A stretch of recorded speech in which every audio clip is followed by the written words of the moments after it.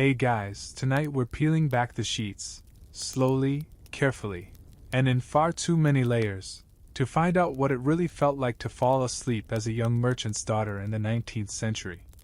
Imagine this. Flickering candlelight throws your silhouette on the attic wall, while the chill of a stone floor seeps through your socks. You're standing there, already half-dressed in nightclothes that weigh nearly as much as your schoolbooks, trying not to trip over your own bloomers. You want to lie down, sure, but not before you secure every ribbon, drawstring, and button. Oh, and don't forget the modesty collar. Welcome to a world where even your dreams are expected to be polite. You probably won't survive this night with your dignity, or spine, intact. So, before you get comfortable, take a moment to like the video and subscribe, but only if you genuinely enjoy what I do here. And hey, let me know where you're watching from and what time it is there. Now dim the lights, maybe turn on a fan for that soft background hum, and let's ease into tonight's journey together. You begin the night by undressing, sort of. Undressing, in the 19th century middle-class world, is a complicated thing. You're not shedding layers so much as replacing some with others, each one performing its own little moral and hygienic function. You unfasten your day bodice, slide off the outer skirt, with care. You only have two good ones, and peel away the first chemise. Underneath, you're already sweating in woolen stockings and under petticoats that make rustling sounds when you move. There's nothing remotely sexy about any of this. And you're not supposed to enjoy it anyway. Your night begins not with pajamas, but with a night shift, a long, loose-fitting cotton or linen garment worn over your undergarments, or sometimes in place of them, depending on how proper your family is. This shift is meant to absorb your body oils, sweat, and dead skin, to keep your more valuable outer layers cleaner, longer. Historians still argue whether these shifts were ever truly washed thoroughly, or simply aired out and reused. Either way, it's scratchy, starchy, and already smells vaguely of carbolic soap and boiled cabbage. You might also be wearing stays to bed. Not the rigid day corsets of upper-class ladies, but soft corded versions, known as night stays or sleeping stays, intended to keep your posture straight and your future marriage prospects intact. Because nothing screams husband material like a well-supported spine at age 14. Mothers, ever vigilant, warn that sleeping loose could cause your figure to spread. Over that goes the nightgown, usually made of muslin or flannel, with a high collar and tight cuffs. Because heaven forbid a father or housemaid see your wrist in the morning. And, just for good measure, a woolen shawl or bed jacket, in case the night air gets into your chest, an expression that usually meant pneumonia was about to arrive uninvited. You're now encased in no fewer than 5 layers, including the wool socks that itch with every tiny movement. It's like preparing for battle with the forces of modesty, cold, and patriarchal suspicion. You climb into bed, a lumpy mattress of straw, horsehair, or, if you're lucky, feathers. The sheets are heavy, the quilt heavier, and you share the mattress with a sister or two. This isn't sentimental. It's practical. Bodies mean warmth, and the fire in the downstairs hearth died out hours ago. As you try to lie on your side, carefully, so your stays don't dig into your ribs, you feel the soft jab of a missed pin. Somewhere in the linen labyrinth that is your nightwear, a fastening has gone rogue. You'll find it in the morning by the red welt it leaves behind. You close your eyes and try to ignore the sensation of the lace trim scratching your neck. It's handmade, passed down from your grandmother, and probably infested with invisible lice. Your scalp itches, but scratching is frowned upon, especially after dark. Instead, you think of sheep. Or try to. Sleep doesn't come easily. You're not just lying in a bed, you're lying in a social performance. Every thread of your nightclothes says something about your class, your respectability, and your future. You're too warm on the inside, too cold on the outside, and vaguely terrified of moving too much and waking someone else. There's no privacy in a merchant's house. Doors are thin, attics echo, and someone always hears. The quirky detail here? Some wealthier merchant daughters tried to rebel by ordering French nightdresses, looser, lighter, and slightly scandalous. But in most households, that was a ticket to being labeled fast. A girl who slept in a short shift might as well have slept naked in the middle of the parish square. Family reputations were delicate things, after all. One final reality check before your first dream. The idea that 19th century girls had a tidy bedtime ritual with prayers and cocoa is mostly a modern fantasy. More often, it was exhaustion, a quick shuffle out of day clothes, a stumble into bed, and hours of trying not to sweat, scratch, or suffocate. So now you're in bed. You've technically undressed. You've obeyed every unspoken rule. You smell like boiled starch and worry. And it's only going to get colder from here. You're still awake, by the way. The wind moans through the ill-fitted window pane like a ghost with indigestion, and the walls of your room, if it can be called a room, creak in protest as the temperature drops. This is the merchant class attic, after all, and while your family may not be poor, you're certainly not sleeping on goose down in front of a fireplace.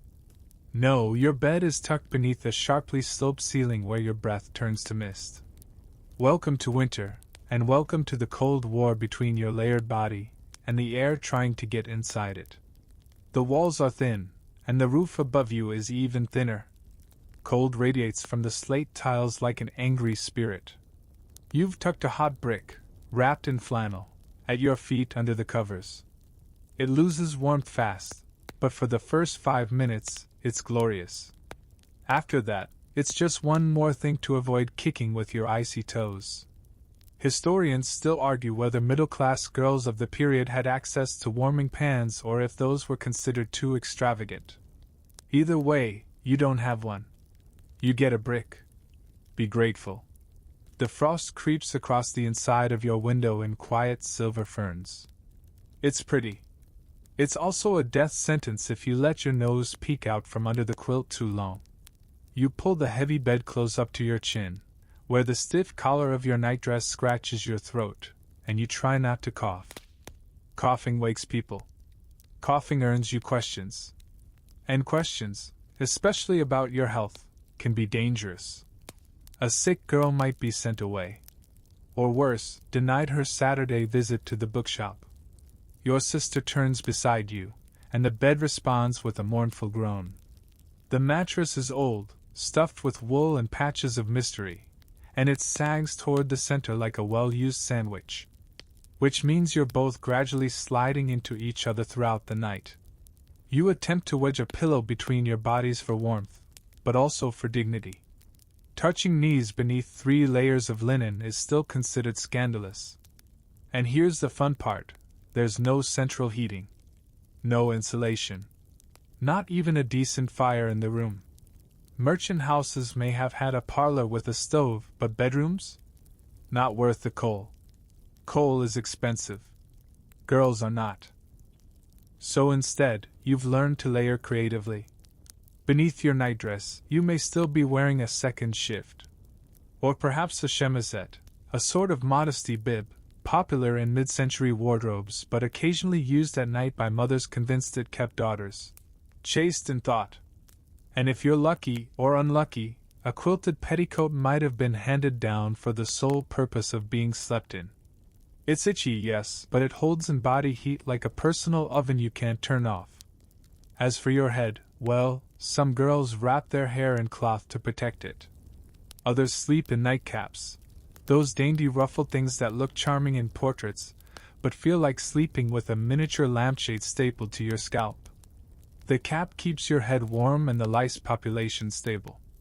Yes, you've heard the scratching in the walls. But it's not just the mice. Sometimes, it's your scalp telling you that the communal hairbrush downstairs isn't doing its job. You shift again, and the stays pinch. They're not as rigid as daytime corsets, true, but they're firm enough to prevent full relaxation. Your back stays straight. Your hips press together and sleep like they're posing for a silhouette. The phrase, "lie back and relax," doesn't really apply here. The only one relaxing is the family dog downstairs by the hearth.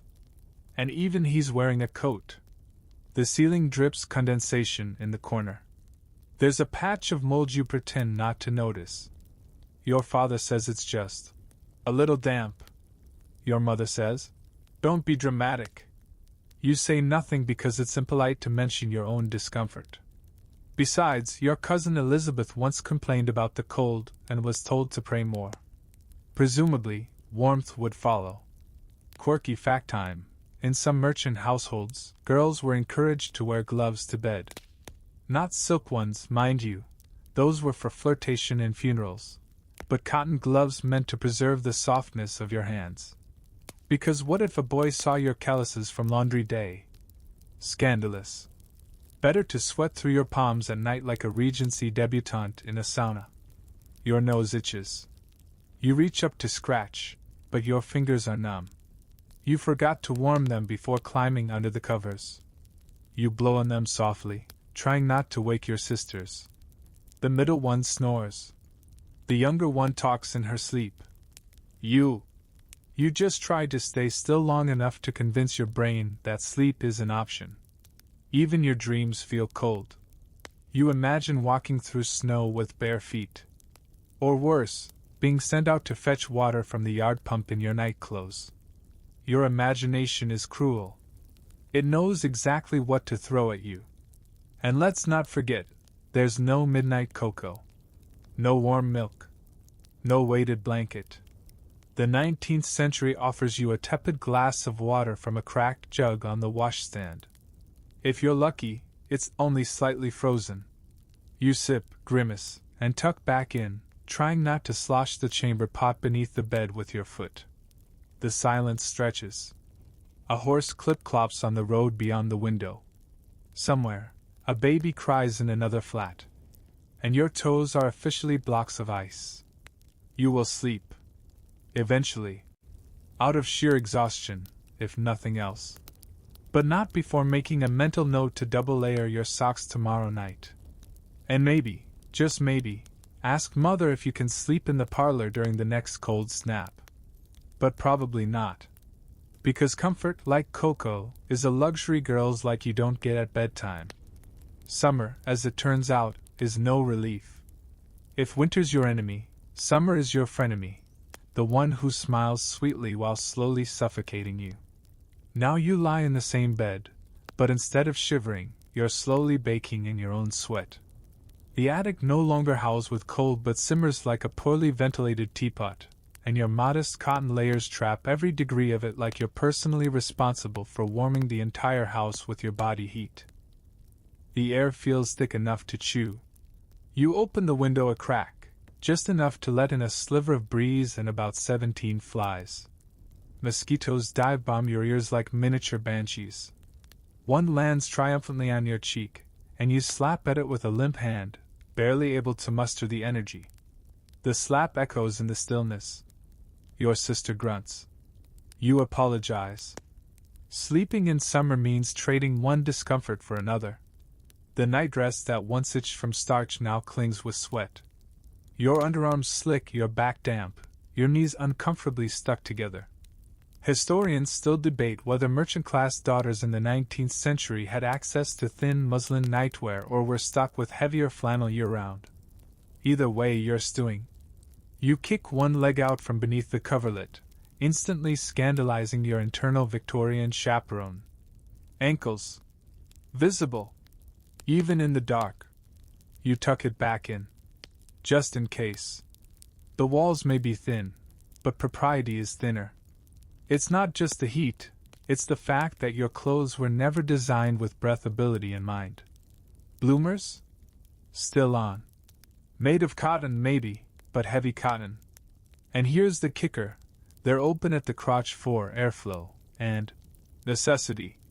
But in the summer, this just means everything feels both exposed and smothered at once. You lie there, sweating and simultaneously terrified of shifting the wrong way and giving your sister an unwanted anatomy lesson. To manage sweat, your mother advises a nightly dusting of starch or rice powder on the neck and inner thighs.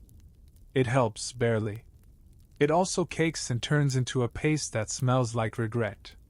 The sachet of dried lavender sewn into your collar has long since given up trying to mask anything. The room smells like humans. Hot, damp, overlayered humans. Here's a quirky tidbit. Some young women actually tried putting lettuce leaves under their caps at night, claiming it helped with night sweats and kept their skin fresh. You tried it once. It wilted and slid into your ear around midnight.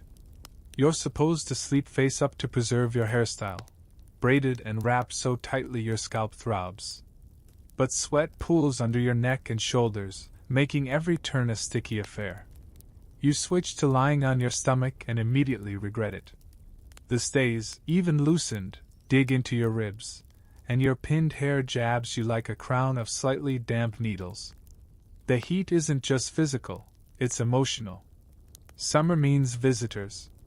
It means open parlors, gossip, garden parties, and the constant unspoken pressure to remain presentable. Which means even your nightwear must be in good order. No loose threads. No rips. No yellowing under the arms. You're judged on what you sleep in as much as what you wear at the breakfast table. Sometimes, on the worst nights, your mother allows you to sleep with the window open all the way, gasp, and with your sleeves rolled to the elbow.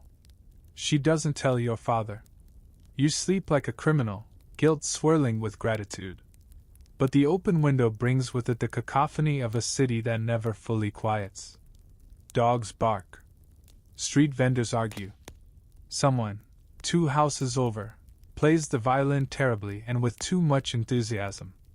You lie there, slick with humidity, trying to find a dry patch on your pillow. You flip it, then flip it again. You're too hot to sleep and too polite to complain. You once heard of a girl in Manchester who fainted from heat stroke in her own bed. She'd worn a full petticoat out of modesty. Her mother was proud. Historians still argue whether sleep deprivation was a widespread problem among girls in layered societies, or if they simply got used to it. You'd argue the former, but no one's asking. And just when you think you've found a tolerable position, lying diagonally across the mattress with one arm out the window and your bloomers knotted at the thigh, your sister rolls over and flings her knee onto your shin. Hard. You inhale, exhale. Deep breaths. Count to 10. Think cooling thoughts, snow, ice, a brisk walk by the seaside. But your skin sizzles, and your linen clings tighter. The thought of stripping down, even just to your shift, crosses your mind. But you don't. You can't. What if there's a fire? What if there's an emergency? What if your father comes up to check the window, sees you exposed, and you're suddenly shipped off to live with that dreadful aunt in Cornwall? Instead, you sit up, just a little, and fan yourself with the side of your pillowcase. It moves hot air around your face in a way that feels like mockery. You lie back down and press your feet against the iron bed frame, which holds a whisper of chill. It's the only cold thing left in the room. You think about licking it. This is sleep in summer, not restful, not refreshing. Just something you endure. Tomorrow, your eyes will sting. You'll move like an overheated marionette. And your mother will remind you, again, that a proper girl does not complain. You'll nod. And tomorrow night you'll sweat all over again. Somewhere around 3 a.m., after the 5th mosquito attack and the 3rd involuntary kick from your sister, you sit up in the bed and tug at your nightgown. Not that it helps. The garment has a personality of its own, part prison, part security blanket, and entirely committed to sticking to every damp curve of your body. This is the nightdress that knows too much, the relic of domestic respectability and modesty, stitched with invisible rules, and maybe a few parasites. Your nightdress isn't merely something to wear and sleep. It's a wearable resume. Long, high-necked, buttoned to the collarbone, sometimes with a frilly yoke or delicate embroidery if your family can afford it. But never too decorative, that might hint at vanity. And certainly not sheer. Sheer is for actresses and French women. You, however, are a merchant's daughter, and you wear flannel like it's a virtue. Even your grandmother's voice echoes in your mind. A decent girl wears her sleeves long, even to bed. You sigh and adjust the sleeve that's bunched at your elbow. It's damp and sticking, of course. And let's not forget, this dress isn't just for sleeping. It's for being seen while sleeping. Should a neighbor fall ill and need lodging for the night, or a fire break out, or a servant barge in without knocking, your nightdress will be the only thing standing between you and social ruin. Your family expects it to be clean, mended, and, ideally, boring. But here's the thing, it's never truly clean. Despite boiling wash water, despite scrub boards and carbolic soap, nightdresses often carry the ghosts of a dozen summer nights. A faint ring around the collar, a spot of old menstrual blood at the hem, a yellowed underarm, each tells a little tale your mother pretends not to see. Laundry day comes once a week if you're lucky, less often if you're not. And hand-washing your own garments in secret means sneaking around with a basin like you're plotting treason. Historians still argue whether working-class and middle-class girls were expected to hand-wash their own nightwear, or simply leave it in the general laundry rotation. Either way, the result is the same, you're rewearing it until the smell tells you otherwise. It doesn't help that the fabric itself is an accomplice. Cotton shrinks. Muslin sags. And anything woolen itches like a hex. You once tried to sleep in your best calico gown after your nightdress was ruined in a wash basin accident. Your mother gave you a 3-hour sermon on decency, and then made you sew new sleeve cuffs before breakfast. By candlelight. With cold fingers. Let's take a moment to address the lice situation. No one talks about it, but everyone scratches. You know the signs, the slight shudder when someone mentions their cap, the quiet combing behind closed doors. If you're unlucky, your nightdress has become a haven for them, too. Especially along the seams. Your family would never admit it. But you've heard the rumors about your cousin Alice's hygiene issues, and how her night clothes had to be burned. You wear a faint sprig of rosemary pinned near the collar just in case. It's supposed to repel the little monsters. And yet the garment stays. Because modesty must never sleep. Here's a quirky fact for you. Some 19th century etiquette guides suggested that girls should have 2 nightdresses, one for every night use and one for emergency social overnighting. Yes, apparently there were categories of slumber-related occasions. If a girl stayed over at a relative's house, or heaven forbid, a boy saw her asleep in her usual stained one, scandal could bloom like mold on last month's jam. You do have a second nightdress. It's locked in the linen chest under a stack of extra petticoats, and labeled, "For visitors." You're forbidden from touching it unless your mother says so. You sometimes dream about it. It's slightly softer.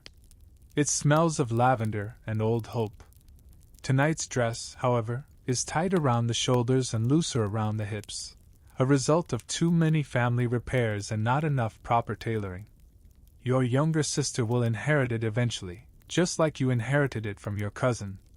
Which means 3 other girls' sleep sweat is woven into the very threads now resting on your clavicle. Still awake? Of course you are. You try to roll over, and the nightdress catches under your hip. You tug. It resists. You tug harder, and suddenly the sides seem tears with the soft whisper of betrayal. You freeze. Your sister stirs. You both listen to the silence, now punctuated by the quiet humiliation of a ripped hem. In the morning, you'll sew it shut before breakfast. You always do. You wonder, if the nightdress is meant to hide your body, does it also hide your feelings? Your fatigue? Your quiet desire to just be for once?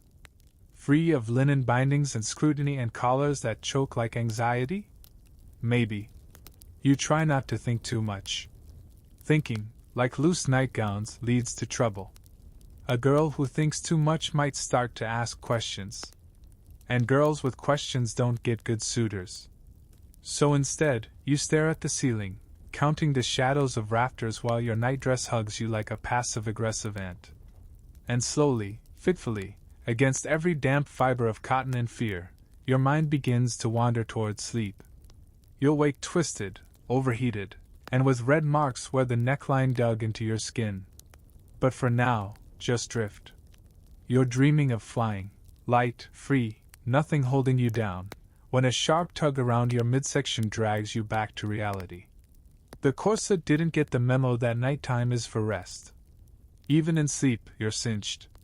Not tightly, at least not compared to the bone-snapping day version, but enough to remind you you're still very much someone's daughter, and your body is not entirely yours.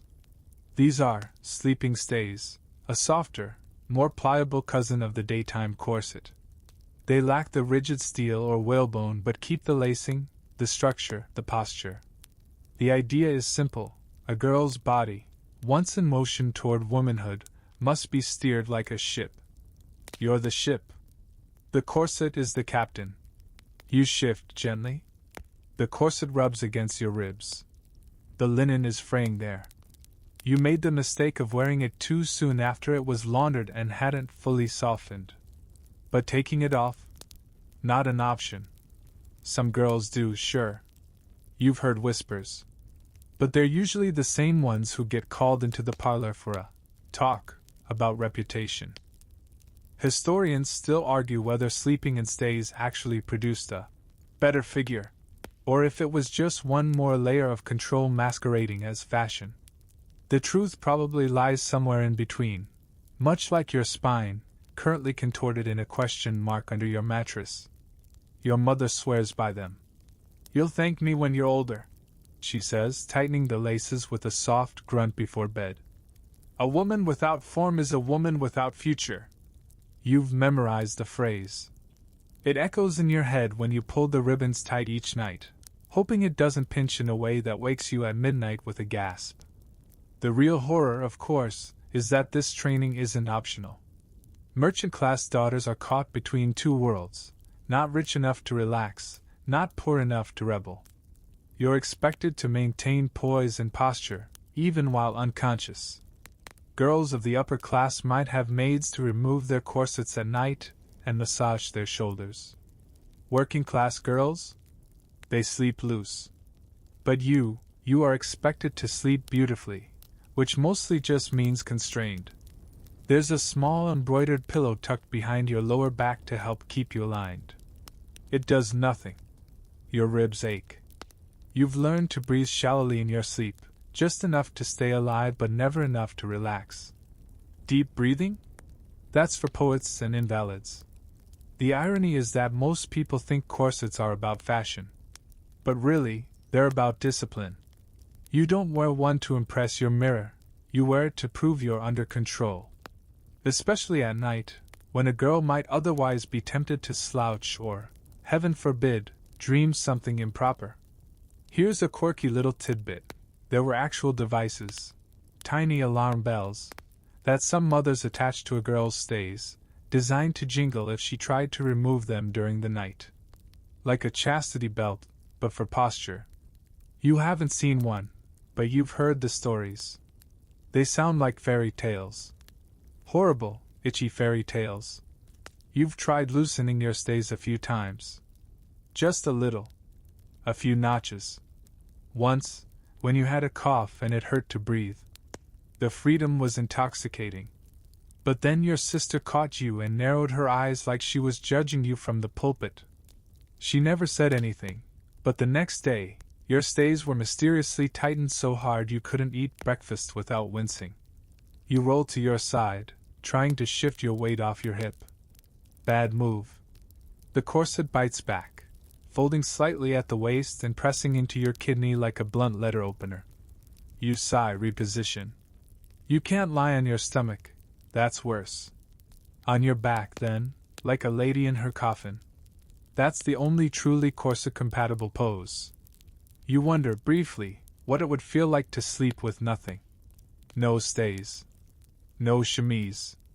Just skin and night air. But that thought makes your toes curl in guilt, and you murmur a half-prayer just to be safe. Historians debate whether some girls wore the same stays day and night for weeks at a time. In theory, that sounds terrible. In practice? You're doing it. The laundry rotation means you have exactly 2 pairs. And one of them is held together with mending thread and stubbornness. You try not to sweat too much in this one, it's your good pair. You once read in a second-hand etiquette guide that a lady should change into fresh stays before bed, just as she changes her mood from public to private. You laughed. Quietly. Because what is private anymore? Even your sleep posture has a public function. The stays creak softly as you stretch your arms above your head. You feel the pull, the restraint.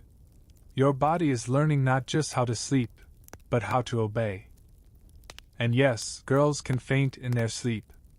You haven't yet, but your cousin Frances once passed out during a nap. Everyone blamed the heat. But you saw the purplish marks on her waist when she changed into her nightdress. No one talks about that.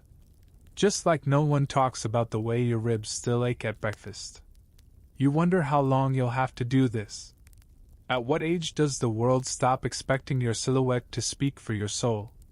But that's a dangerous question. Instead, you focus on your breathing. Shallow, rhythmic, corset approved.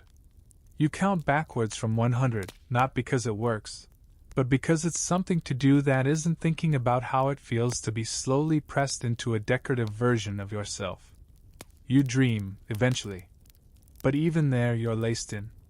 You're dancing at a ball in a gown made entirely of corset boning. Everyone applauds. You wake up with your shoulders sore and your dignity intact. It's morning again. Almost. You can feel it in the way the light begins to pale the room, even behind your eyelids. Your stays haven't loosened a millimeter. Your waist is still training. Your dreams are still boxed in. But at least you didn't faint.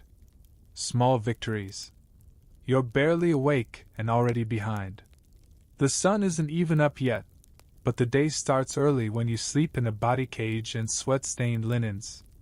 And it's laundry day.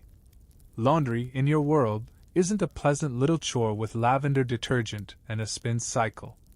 No. It's an all-day saga starring boiling water, scrubbed boards, blistered hands, and enough starch to give your underthings the rigidity of a Victorian ghost. Your nightclothes, the very ones you've been sweating, scratching, and possibly crying in, must now be made presentable.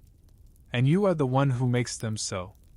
You begin with sorting, shifts, chemises, nightdresses, drawers, those open crotch wonders, plus the underpetticoats and the linen cloths that line the bodices. Each item gets a sniff, a frown, and possibly a whispered apology to the laundry basin for what it's about to endure. The water must be heated manually. You gather coal or wood, build the fire, and wait for the kettle to begin that moaning hiss that means it's ready to scald your knuckles. Washing undergarments is a delicate kind of shame. You don't talk about it. You just do it. Scrub until your wrists ache. Scrub until the yellowed stains fade to beige, and hope no one inspects them too closely. You use soap if there's enough. Sometimes ash lye, if times are tight. Either way, it burns a little. You ignore that part. Here's the historical truth. Even by mid-19th century standards, underthings weren't washed daily. Or even weekly. They were rinsed, spot cleaned, and maybe aired in the sun. Full laundry days were events, and you didn't waste them on mere sweat unless it got truly offensive. But your mother is very particular. Merchant daughters must be clean enough to pass. The water turns gray almost immediately. Then brown. You tell yourself it's just dust. Not body oil. Not last week's mildew. Just dust. You add more soap and stir the pot like a cauldron, hoping something vaguely cleansing happens by osmosis. Once washed, each piece must be wrung out, by hand. Twisting cold linen against your forearm, wringing until the water drips like tired rain. Then come the starches. You mix it carefully, flour, boiling water, a little salt, and dunk your nightdress until it's soaked stiff. This, apparently, makes it look fresh. In reality, it'll just scratch your thighs and make the collar unyielding again. You hang the garments on a line strung between two attic beams. If the weather is good, they go outside, but good weather also brings dust, soot, and curious neighborhood boys. So inside it is. The clothes sway gently like haunted flags, dripping onto the floorboards. Quirky tidbit: some families used blue dye in the rinse water to counteract yellowing. It didn't work. It just gave everything a sickly bluish tinge, like your chemise had been bruised. Your mother says it's fashionable. You pretend to agree. Ironing is next. Yes, even your underclothes must be pressed. The iron is a solid metal brute that sits directly on the stove to heat. You spit on it to test the temperature. It hisses. Good enough. You press each garment flat, careful not to burn it, or your fingertips. And always pressing inside out, in case the iron has soot. A smudge on a nightgown is a family embarrassment. Historians still argue whether middle-class girls did all this themselves or oversaw servants. In your house, servant is a generous word. You are the help. Along with your sisters. Along with every other girl trying to balance cleanliness and social performance in a world where being too clean is vain and not clean enough is scandalous. There's also mending. The seam you tore in the nightdress last week? Still waiting. You thread a needle and begin the slow, agonizing process of making it invisible. A woman's hand, your mother says, should leave no trace. Meanwhile, the family's laundry pile lurks in the corner, glaring. You only handle your own underthings. Everyone has their realm, but the pressure is unspoken. If your father's collar is stiff with starch and yours isn't, questions will be asked. You want to be free of it, of course. You dream of nightdresses that clean themselves, fold themselves, disappear in the morning like polite ghosts. But this is 1852, and the closest thing to automation is a younger sibling with fewer opinions. The real insult? After all that boiling and scrubbing and pinching your fingers in a wringer, your nightdress still doesn't feel clean. The fabric carries stories. A night of crying into your collar, a fevered sleep with clammy legs, the dream you had that you can't quite forget. Starch doesn't erase memory. Just stains. You hang it carefully in the wardrobe, hoping it will be dry by nightfall. If not, you'll wear it damp. Again.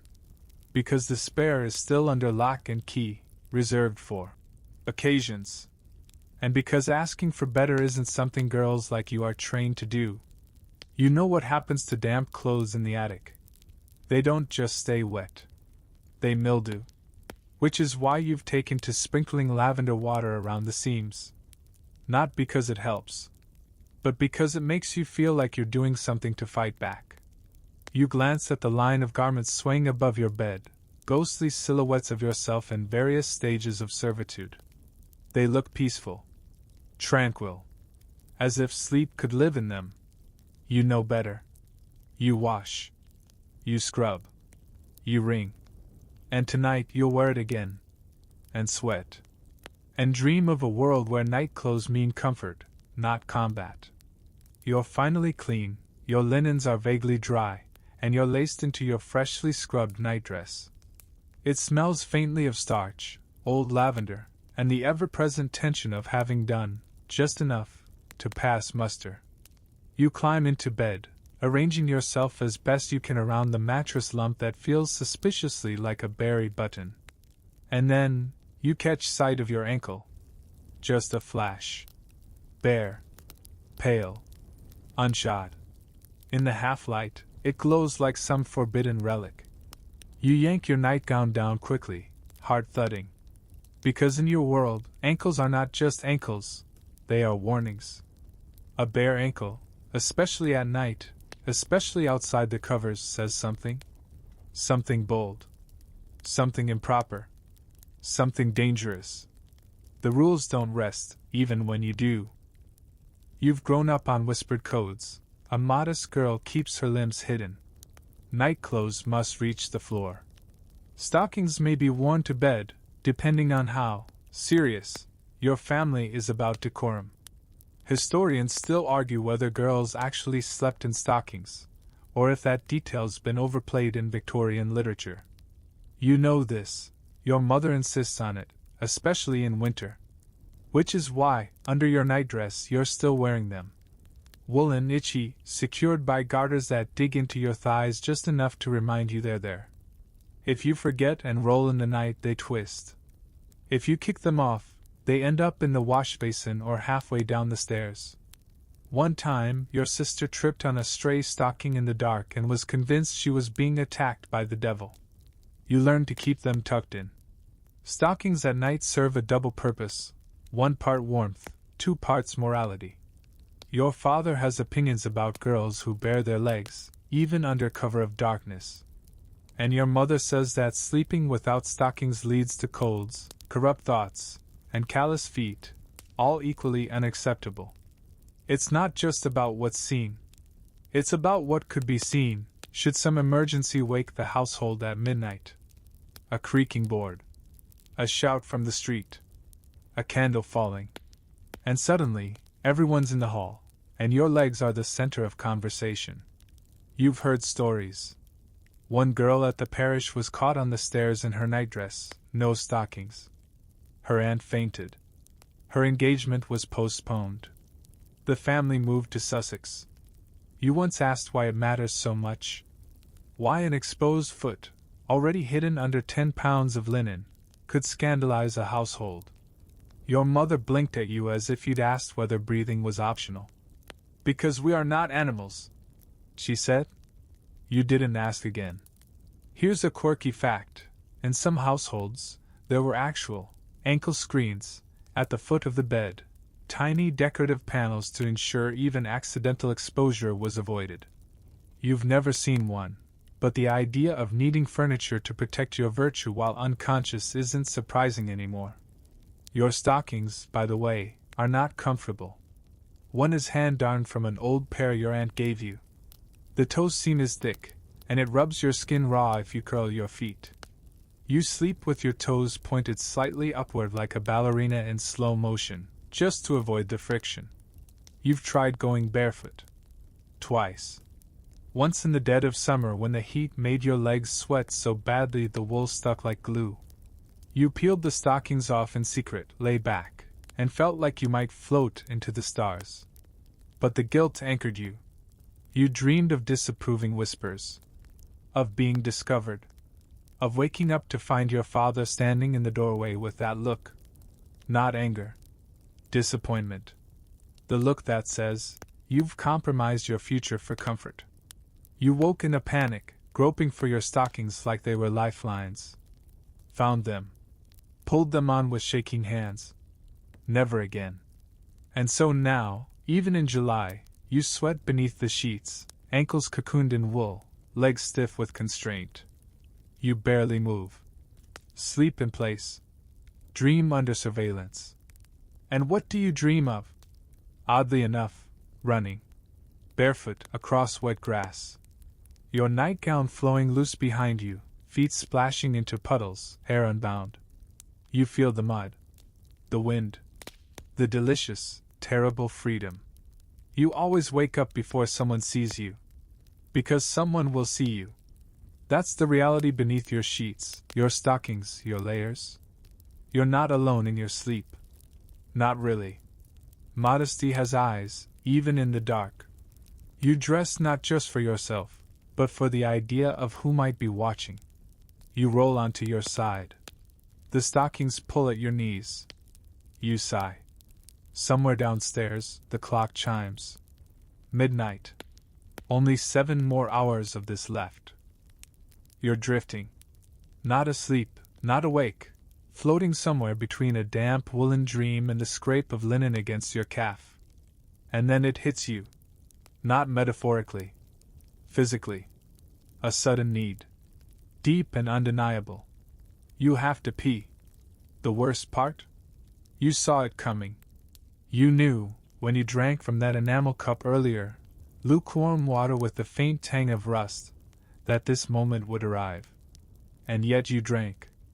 Because your throat was dry and your mother was watching, and refusing water is bad for digestion. So here you are, tangled in fabric, restrained by stays, wrapped in a nightgown that weighs more than a newborn goat, and you must now navigate the single most cursed invention of your bedtime landscape, the chamber pot. But first, you must get to it. You shift slowly, trying not to wake your sister. She's curled like a shrimp, her braid a snare across your shared pillow. One wrong move and you'll catch an elbow to the temple. You inch one foot out from under the covers, the stocking dragging slightly on the sheet. Already, cold bites at your ankle like it's punishing you for indecency. You slide the other foot out. The chamber pot rests beneath the bed, where all good secrets go. Now here comes the 19th century twist. Your drawers don't have a crotch. Yes, those drawers. The ones you laundered by hand, dried over a smoky beam, and pinned shut with your last good straight pin, are designed specifically to be split. Not torn. Not open in shame. Deliberately constructed with a long vertical gap. For modesty, ironically. Because removing underclothes at night is not modest. Lifting your gown, squatting delicately over porcelain while maintaining full torso coverage? Very modest. Quirky but true, these open-crotch drawers were considered hygienic and even liberating by Victorian standards. You didn't have to strip. You just had to aim. Which brings us to now. You kneel beside the bed, nightgown gathered slightly at the waist, stockings sagging. You lift the pot's lid. The ceramic clinks. Too loud. You freeze. No sound from your sister. Good. You hover. Balancing over a chamber pot in the dark while wearing stays and layers is an Olympic event. Your knees ache. Your balance wavers. You hope, pray, you're centered. There is no second chance here. You're on a wooden floor. The consequences are permanent. Historians still argue whether girls were expected to clean their own pots or if servants did it, but in your house, it's absolutely your job. You've done it before, hands wrapped in cloth, nose turned upward, trying not to look. But right now, that doesn't matter. Right now, success is silence, and no drips on the hem. You go. It's quiet. It's also horrifying. The sound echoes more than it should. You try to make it gentle. You fail. It sounds like betrayal. You replace the lid. You wipe carefully. There's no toilet paper, of course. Just a square of soft linen, rinsed daily. You fold it and set it aside like a secret note. Then you shuffle back into bed. The mattress is colder now. Like it knows you've sinned. You pull the covers up, retuck your gown, reposition the pillow. Your body has cooled. Your stays feel tighter. The wool of your stockings itches at the thigh. You're awake again. Fully. There will be no easy slipping back into dreams. You stare at the ceiling and think of how much easier it must be for boys. They pee standing up. They don't worry about torn hems, chamber pot placement, or moonlight on an ankle. They don't dream of crawling back into bed with their dignity rearranged like a pile of wet laundry. A part of you, the part that's starting to rebel quietly, wonders what would happen if you just didn't bother next time. If you snuck barefoot to the hallway privy, if you removed your drawers completely, if you let the night be messy instead of miserable. You imagine it. Just for a second. Then the guilt crushes it like a lace-covered anvil. Because if your mother caught you, the punishment wouldn't be loud. That's not her way. It would be silent. Lingering. The disappointed glances. The tighter lacing the next morning. The withdrawal of her trust in the form of one less compliment at supper. Worse, maybe a talk from father about the fragility of a girl's reputation. So you lie still. Back in bed, back in prison. You feel the weight of the chamber pot's presence under the bed. It smells faintly, just enough to remind you that even relief comes at a cost. You close your eyes and try to forget the sound. The position. The chill. You fail. Sleep, once again, will take its time. And tomorrow, you'll scrub that pot clean before breakfast. You always do. The morning bell hasn't rung yet, but you're awake again. Not because of the chamber pot this time. Not because your corset dug in, or your ankles slipped from the stockings, or the mosquito sang another aria beside your ear. No. This time, it's something more primal. More ancient. You're itchy. And not just a casual, momentary tickle. No. This is a full body, head to toe, existential itch that radiates from somewhere between your shoulder blades and your sanity. It starts subtle, just an awareness that something is wrong. Then it builds. Slowly. Steadily. Until your entire skin feels like it's humming a hymn of discomfort. Welcome to the world of bedbugs. Or perhaps fleas. Or lice. Or mites. Historians still argue about which vermin plagued which class of sleeper most intensely in the 19th century. But from where you're lying, sleepless, sweaty, twitching, it doesn't really matter. All you know is that something is biting you. Again. You scratch subtly. One fingertip darts under the collar of your nightdress. You feel something. Was that a bump? A crumb? A wing? You don't want to know. You scratch again. Harder. Beside you, your sister groans and turns away. She's used to your scratching by now. You've both learned to coexist with the midnight rustling, the early morning welts, and the unspoken shame of sharing a mattress with creatures that don't pay rent. Because you're in a boarding school dormitory now.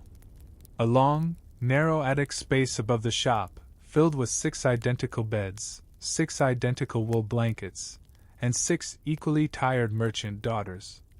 The walls are thin. The floorboards creak.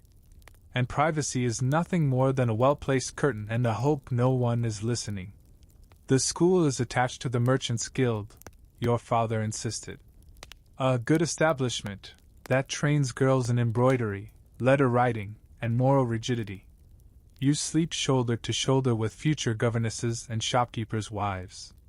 And if you're lucky, not next to Clara, the one with a mysterious rash and no concept of personal space. Your bed is hard. A straw tick, flattened by generations of previous girls, resting on a frame that moans every time you breathe.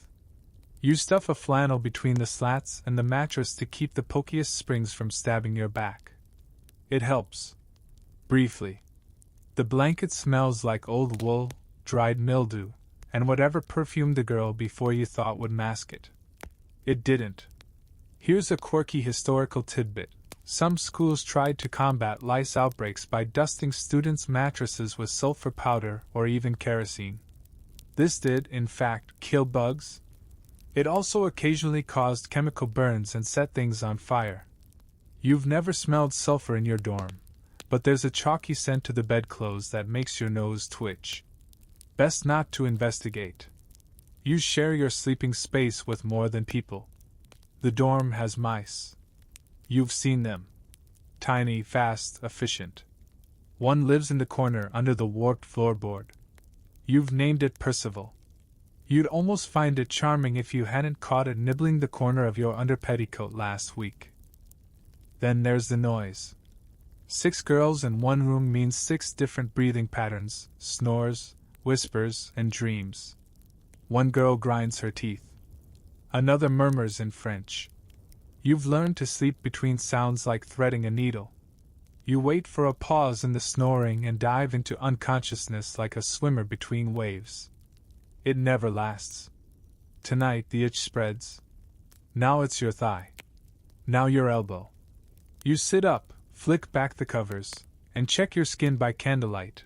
Yes, there's a single shared candle still burning on the bedside table, stuck in a blob of wax that might once have been a candlestick. You squint. A bite. Tiny. Red. Familiar. Your stomach turns. You look across the room at the other girls, most of them asleep. One is shifting under the covers, another is whispering prayers. Clara is on her back, blanket half kicked off, arms sprawled wide like she's being arrested in her sleep. You envy her freedom. And her lack of welts. The mattress crinkles slightly as you lie back down. You don't dare make noise. You've already been warned once about disturbing the others. One more infraction and you're on chore duty for a week. Again. You scratch behind your ear and immediately regret it. Your fingers come away with a fleck of something you don't want to identify. Lice. Probably. You mentally schedule a vinegar rinse for tomorrow. You'll have to beg one of the matrons for an extra pail of water. And hope the smell fades before lessons begin.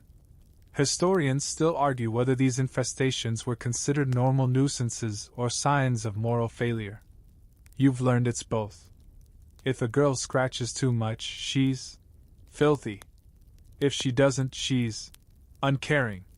The trick is to itch discreetly. And to always pretend it's something else. A loose thread. A wrinkle. A ghost. You pull the blanket up again, ignoring the tingling along your spine.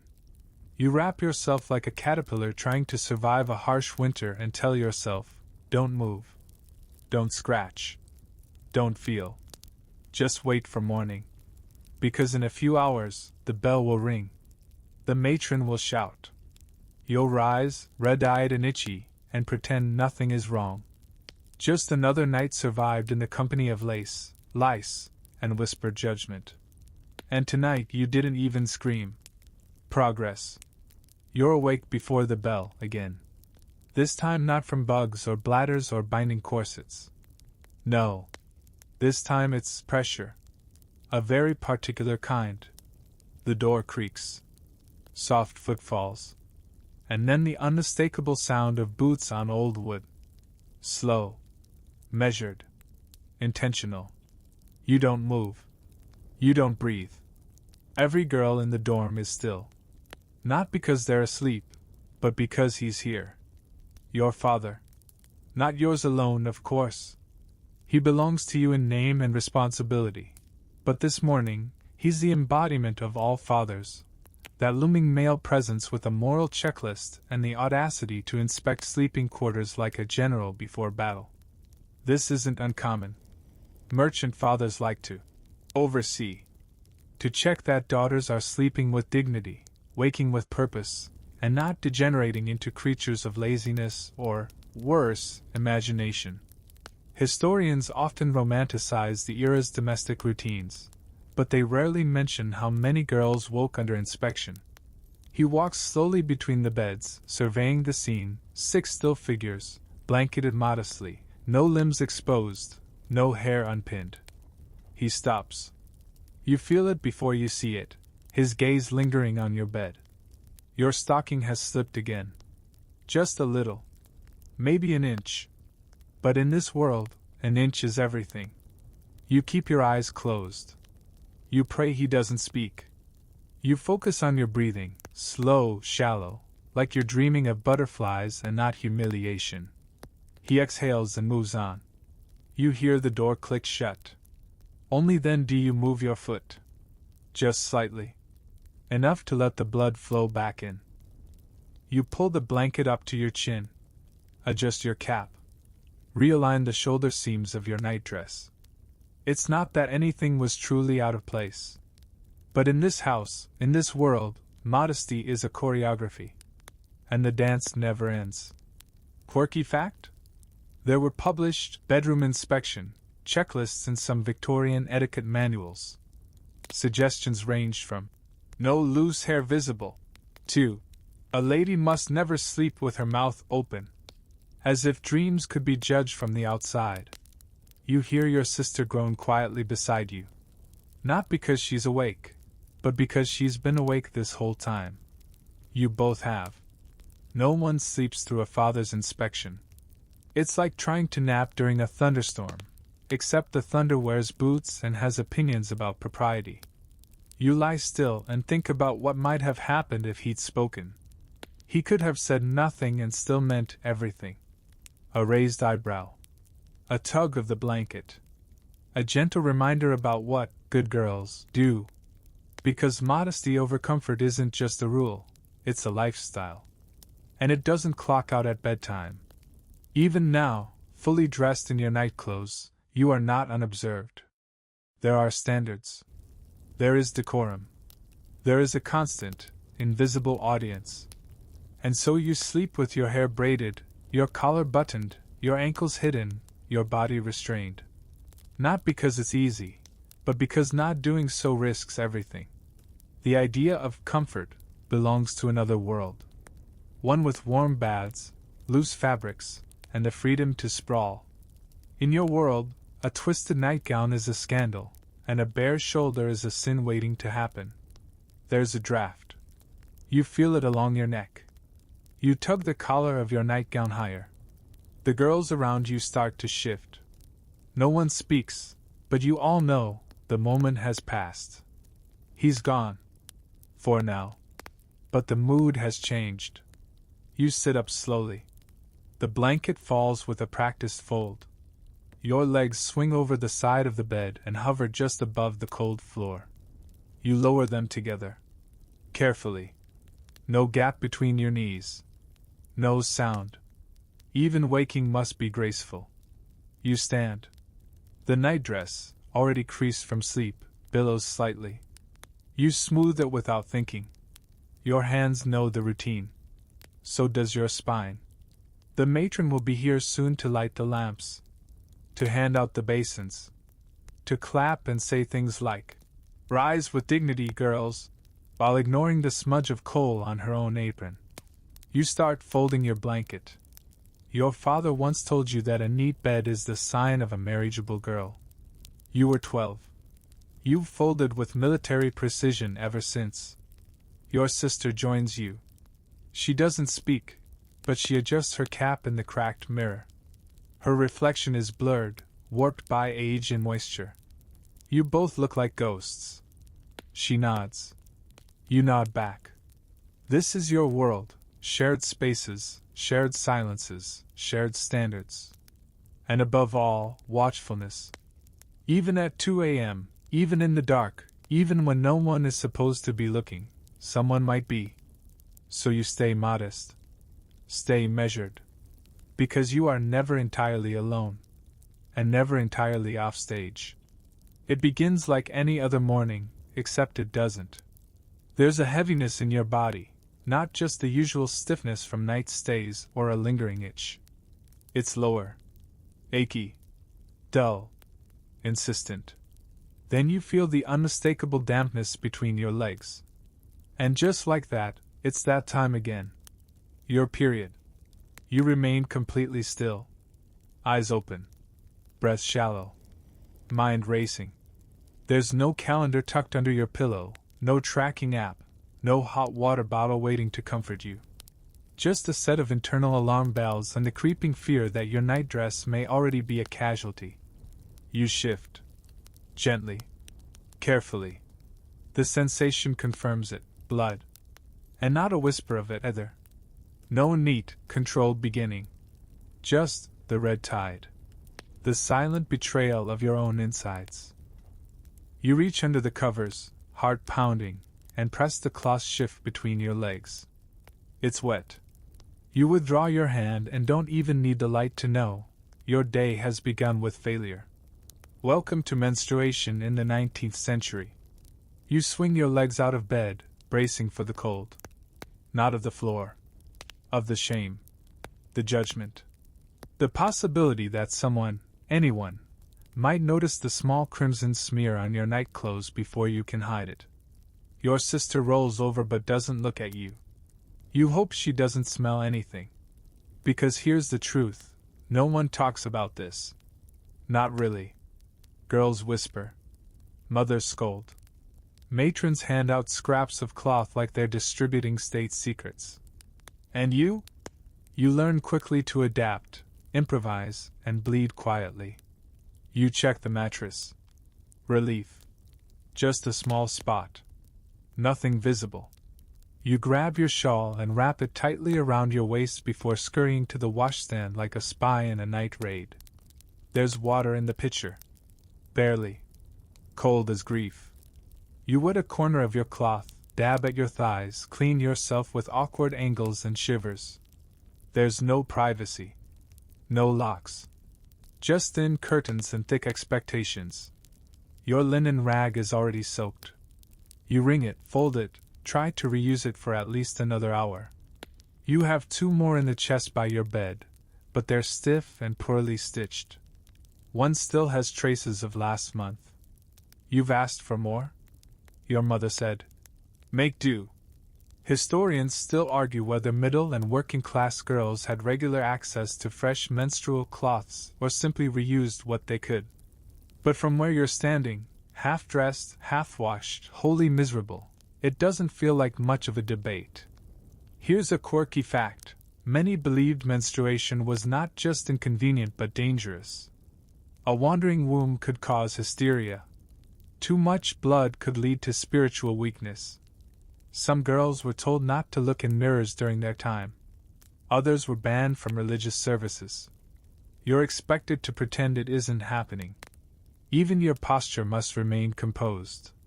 No hand to your lower belly, no grimace, no crouching by the fire. You tried once, clutching your side during embroidery class. The instructor simply handed you more thread and said, "Suffering builds character."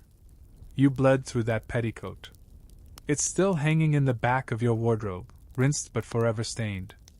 Today, your focus is damage control. You wrap the old rag with an extra layer of muslin, pin it in place, and step into your drawers, still crotchless, still useless. The layered cloth will shift and chafe throughout the day, but it's all you have. There are no belts, no pads, no elastic. Just a pile of folded linen and a prayer that you don't bleed through in front of anyone important. Back in bed, you wrap the soiled nightdress in another towel. You'll scrub it later, before anyone sees. If the stain sets, it's your fault. If someone finds it, it's your shame. You wish you could rest. Your abdomen cramps. Your lower back pulses with that rhythmic, molten throb that makes you want to curl up and vanish. But there's work to do. There's always work to do. You grab a small sachet of vinegar and water you keep hidden near your basin. It's for rinsing. And for masking the smell. Because even though every girl here is bleeding once a month, the scent of blood is considered unhygienic. Improper. A sign of poor upbringing. Your fingers are red now. You'll scrub them with soap until they're raw. It won't matter. You'll still feel unclean. And there's no sympathy. Not here. Not when the belief still lingers that a menstruating girl must avoid touching milk, lest it curdle. Or baking bread, lest it fall flat. Or combing her hair too forcefully, lest it weaken her constitution. You once sneezed during your cycle and were told to rest so you didn't ruin your lungs. Rest. That's a joke. You pull on your day stays, wincing as they press against your tender stomach.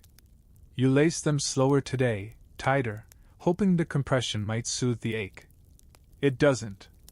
It just hides it. You think of girls who run away from this, who tear off their corsets and sleep naked in fields. You imagine them bleeding freely, shouting at the moon. But that's fantasy.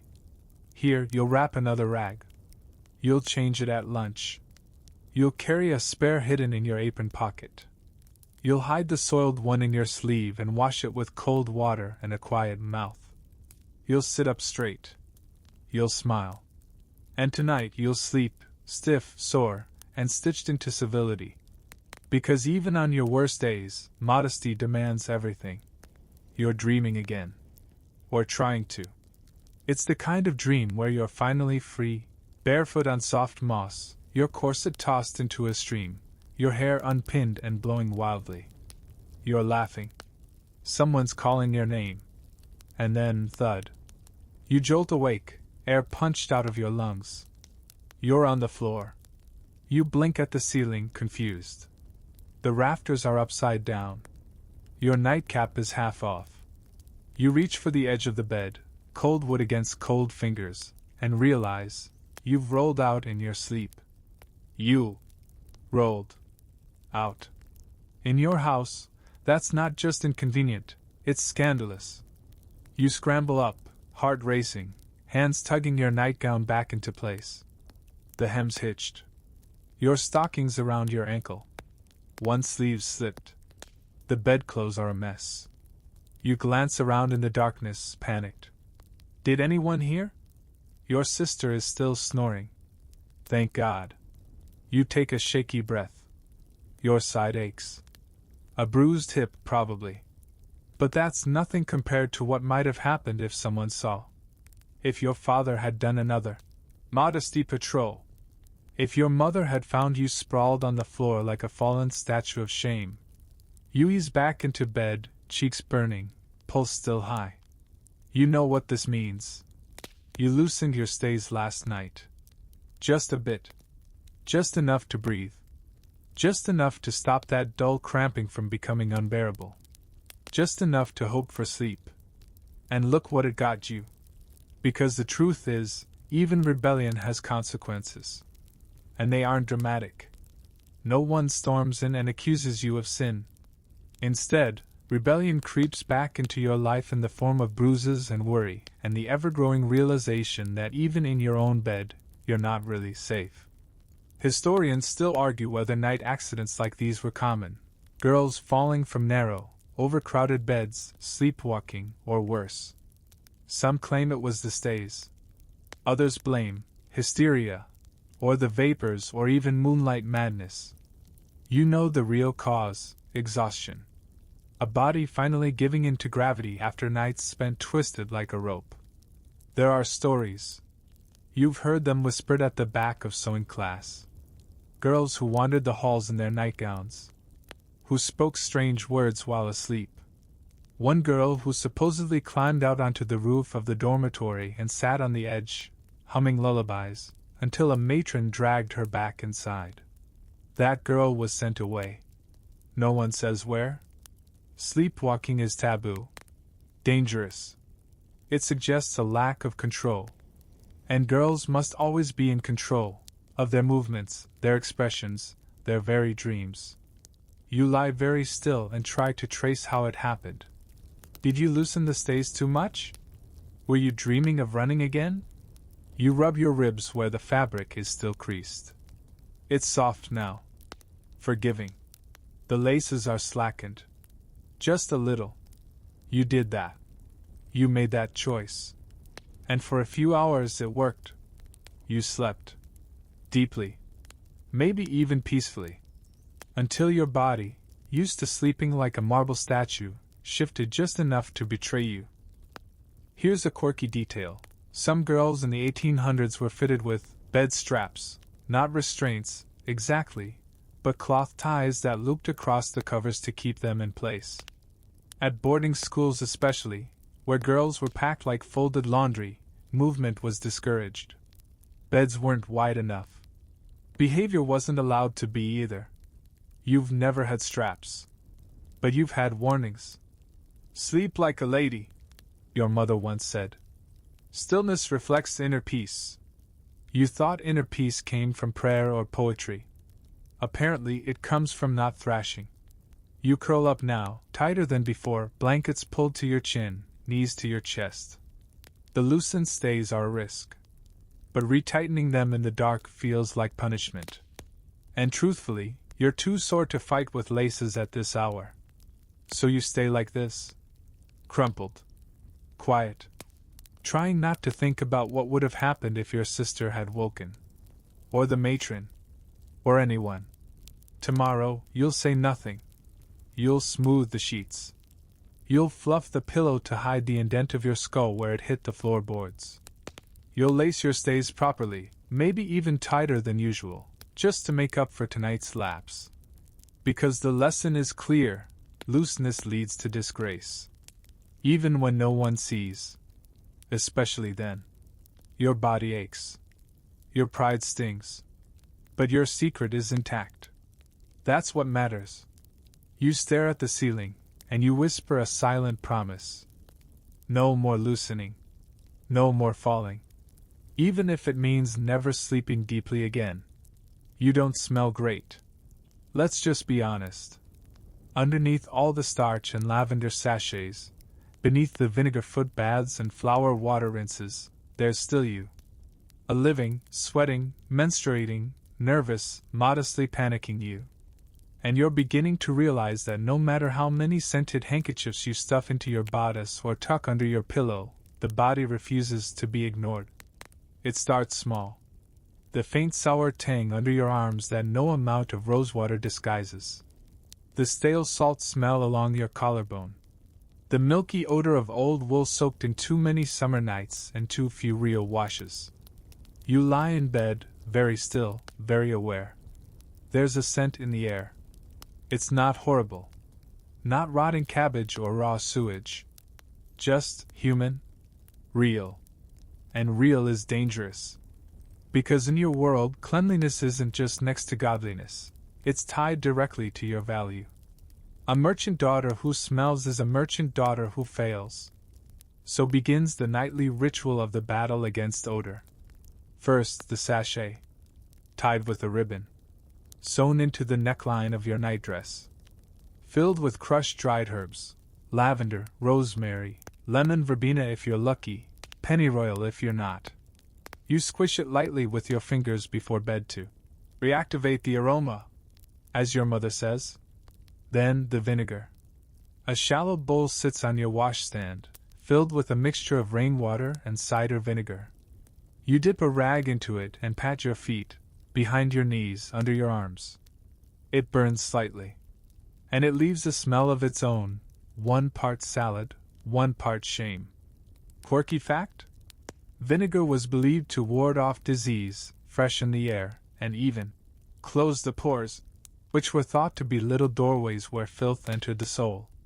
Some girls carried vinegar-soaked cloths to smell during the day, pressing them to their noses when passing less than fragrant areas, or people.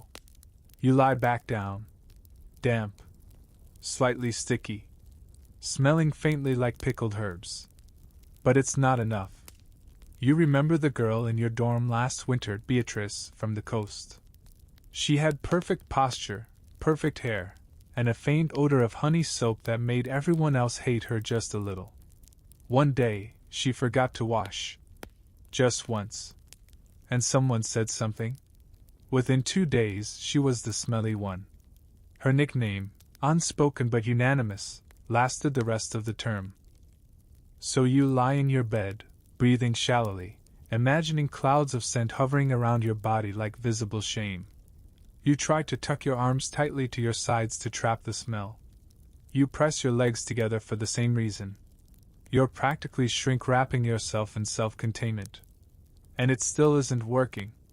Historians still argue how frequently girls of your class bathed. Once a week? Once a month? Was a full-body scrub even feasible in a world without hot running water or personal tubs? You know this. Bathing is not part of the nightly routine. You get a basin. Maybe a cloth. You do your best. You once tried washing your hair before bed. It took 2 hours to dry, gave you chills, and resulted in a scolding so intense your ears rang for a day. Now your hair smells like the pillowcase you can't quite get dry in winter. And your breath? You swished mint in water once. The leaves stuck to your teeth and someone laughed. You never did it again. There's a lavender wax ball you sometimes press to your wrists. A gift from your mother. She says, "A good scent leaves a trail of grace." You nod. But secretly, you just want to not smell like anyone. Because any scent is dangerous. Too fragrant, and you're vain. Trying too hard. Worldly. Who are you trying to impress? Too sour, and you're lazy. Unfit for marriage.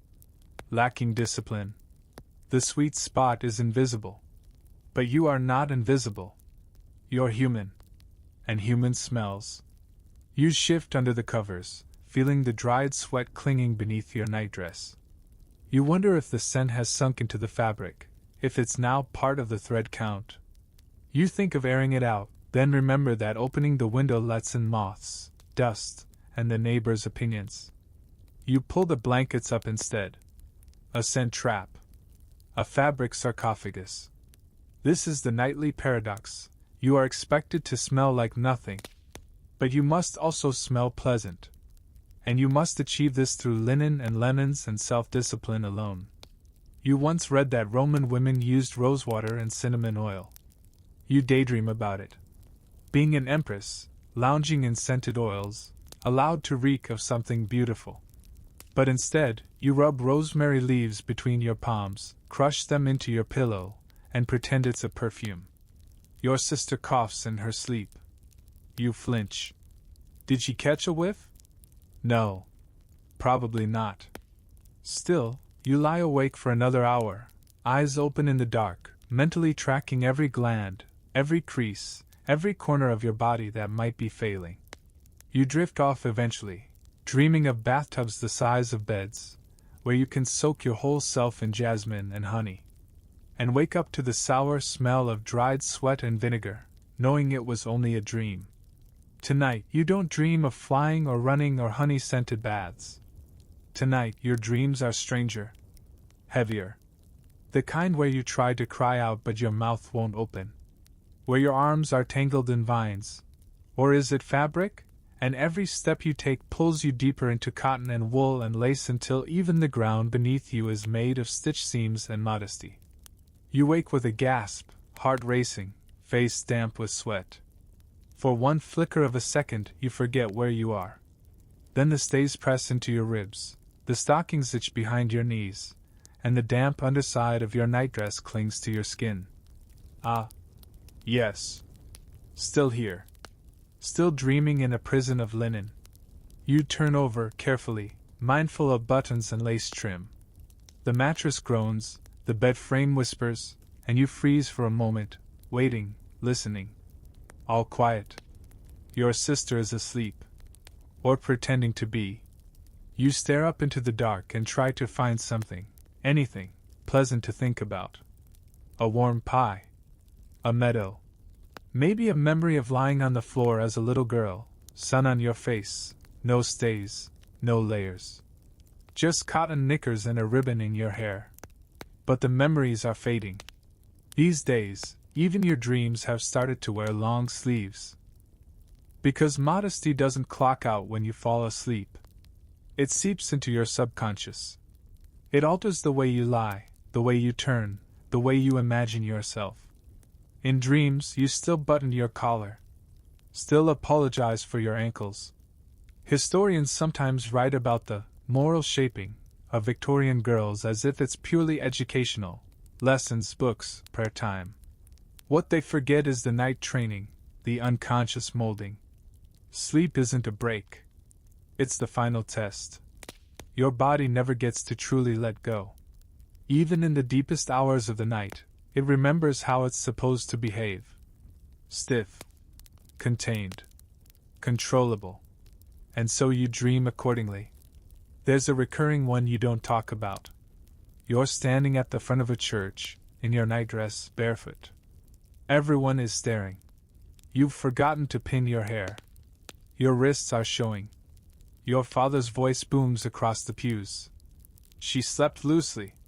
You always wake just before the floor gives way beneath you. You've tried reading before bed, hoping to steer your mind somewhere nicer. But the books you're allowed, conduct manuals, religious tracts, the occasional girl's cereal, are laced with the same warnings you already sleep through. One wrong thought, and your dreams will be full of consequence. Here's a quirky tidbit. Some 19th century moralists believed dreams were a reflection of one's soul health. If you dreamed of flying, you were prideful. If you dreamed of falling, you were sinful. If you dreamed of desire, well, you didn't speak of it at all. So you learned to edit even your imagination. You train your brain to stay inside the rules. Don't dream of kissing. Don't dream of running barefoot. Don't dream of cutting the ties of your corset with a dinner knife and throwing it out the window into the rain. Instead, you dream of sitting properly, of not being noticed, of floating through social calls like a pleasant shadow. The ideal dream is one where nothing happens, no scandal, no exposure, no sweat stains. And when you wake from those, you feel oddly triumphant. But tonight wasn't one of those nights. Tonight's dream clung. It slithered. It whispered about freedom in dangerous ways. And now you're left trying to exhale the unease from your lungs without making a sound. Your hand strays to your chest, fingers curling around the edge of the nightdress neckline. It's damp. The fabric has twisted in sleep. You straighten it automatically, smoothing it back to decency. A small ritual to restore your shape. You glance across the room. Everyone else is still asleep. You lie back, arms at your sides, legs together, chin slightly raised. The proper sleep posture. As if someone might sketch you like this, modest even in slumber. But your mind won't let go of the image, your feet in wet grass. Your hair unbound. The sound of laughter that might have been yours. You try to banish it. Replace it with something safe. A memory of folding laundry. A sermon. The smell of starch. But the dream lingers. Like a wrinkle in the hem of your thoughts. And the worst part? You liked it. You want it back. Just for a second. You sigh quietly, feeling the guilt settle in like dust on a bookshelf. Tomorrow, you'll say your prayers extra slowly. You'll scrub harder. You'll recite a psalm while folding your chemise. You'll do everything right. And tonight, when you drift off again, you'll try to dream of lace collars and ankle boots and nothing at all. The first gray brush of morning light presses softly against the sloped attic ceiling. It's not golden or warm. It's pale and cool and a little damp, like the breath of a window ghost. And yet, it still feels like a relief. Because somehow, you made it through the night. You didn't bleed through your cloth. You didn't fall out of bed. No one saw your ankle. The chamber pot incident remains your secret. The stays are still mostly laced. The nightdress didn't ride up. Your dreams, while a little unruly, remained safely unspoken. And that, in your world, counts as success. You open your eyes. Slowly. Carefully. Like testing the air for disapproval. The room stirs. A shift of a blanket. A creak of a board. A muffled yawn. You sit up with the posture of someone being watched, because you always are. Even when you're alone, even in these early hours, the imaginary gaze of your family, your peers, your future husband, your dead great-aunt Margaret, whose nightdress you're currently wearing, all loom like invisible portraits on the wall. You swing your legs down, feet landing in your stockings with barely a sound. The mattress lets out a tired exhale behind you. You smooth your nightgown. You retie your braid. You pinch your cheeks once for color, just a little, and wipe away the faint smear of sleep from beneath one eye with the edge of your sleeve. This is how you greet the day, not refreshed, but composed. You slept, but not well. You dreamed, but not deeply. Your body rested, but never relaxed. And yet, the worst part is how normal this feels. You barely notice the ache in your ribs anymore. Or the way the fabric chafes the inside of your elbows. You've learned to sleep with your hands folded just so, to keep your legs from tangling, to breathe shallowly, to roll without disturbing your cap. These things live in you now. Like manners. Like secrets. You glance at your pillow, creased and faintly stained from last week's shampoo with baking soda and lukewarm rainwater. The nightdress clings to your back slightly. Damp again. You'll have to change it. Scrub it. Hang it up. Pretend it will feel fresh tomorrow. You begin to undress. Not dramatically, no, that would be indecent. Just quietly. Delicately. A button here. A ribbon there. The stays slip off with a sound like a breath being released. Your ribs expand a little. Not much. You don't sigh. You fold the stays carefully, like something sacred, and place them in your chest with the reverence of a priestess handling relics. You remove the nightdress, checking the hem, the underarms, the ragged collar. Nothing too visible. Nothing that can't be explained away with a shrug. You change into your morning chemise and drawstring skirt, already starched and waiting. Still layered. Still modest. But lighter somehow. The weight of the night, at least, has lifted. And now, the room brightens further. Sun through cracked window panes. Dust motes dance in slow spirals, like drifting thoughts. You almost smile. Almost. Because now the day begins. The real performance. Breakfast. Chores. Lessons. Politeness. Posture. A full 12 hours of being seen. And yet, there's a strange pride in you this morning. Because you did it. You survived the night. Wearing underwear designed by society and stitched by obligation. Sleeping on straw, sharing space with insects and expectations, monitored by silence and guilt. You endured. Not triumphantly, but persistently. And sometimes, that's all you get. Not comfort. Not rest.